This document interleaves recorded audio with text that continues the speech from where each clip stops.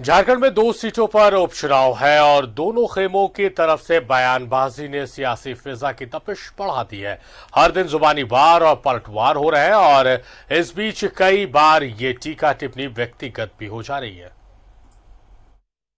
में चुनावी घमासान में जुबानी हमले खूब हो रहे हैं। सत्तासीन नेताओं के निशाने पर विपक्ष है तो विपक्ष के निशाने पर सत्ताधारी नेता। झारखंड मुक्ति मोर्चा बीजेपी पर हमले का कोई मौका नहीं छोड़ रहा। पिछले दिनों जेएमएम ने प्रेस कॉन्फ्रेंस कर बाबूलाल को उनके दौरे पर घेरने की कोशिश की, जिस पर बीजेपी विधायक दल के नेता बाबूलाल मरांडी ने दो टूक जवाब देते हुए कहा, बेवजह पसीना बहाने के बजाय जेएमएम काबिल अफसरों से जांच करवा ले।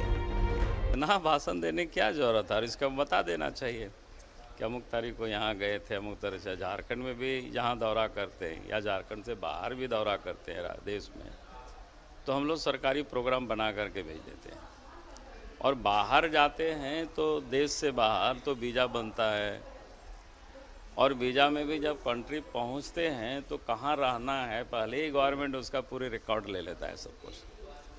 तो हम तो कहेंगे कि हेमंत सोरेन जी से कि भाई आप इतना पार्टी के कार्यकर्ता को क्यों परेशान कर रखे हो, एक कोई सीनियर ऑफिसर को लगा दीजिए, हमसे मांगेगा तो सब पासपोर्ट उनको दे देंगे।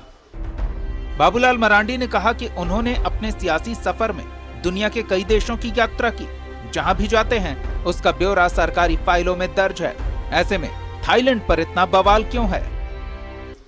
हम तो देश नहीं दुनिया के हम बहुत सारे देश घूमे हैं, एक थाईलैंड के ही क्यों चर्चा करते। हम तो यूरोप के लगभग कंट्री घूमे हुए हैं, अफ्रीका घूमे हुए हैं, चाइना भी गए हुए हैं। हमारा घूमना ही फितरत है। हम तो 1983 से घर से जब निकले हैं और तब से मैं लगातार घूम रहा हूँ, देश भी घूम रहा हूँ, विदेश भी घूम रहा हूँ। राजनीति की गली में आरोप प्रत्यारोप, वार पलटवार का खेल पुराना है। यहाँ मुद्दा बनाए जाते हैं। समाज का सजग प्रहरी होने के नाते इन मुद्दों को जनता तक पहुंचाना भी हमारा कर्तव्य है, लेकिन इन दायित्वों के निर्वहन में किसी की भावना को ठेस पहुंचती है तो इसके लिए न्यूज़ 11 भारत भी खेद प्रकट करता है। Bureau report, news 11 Bharat.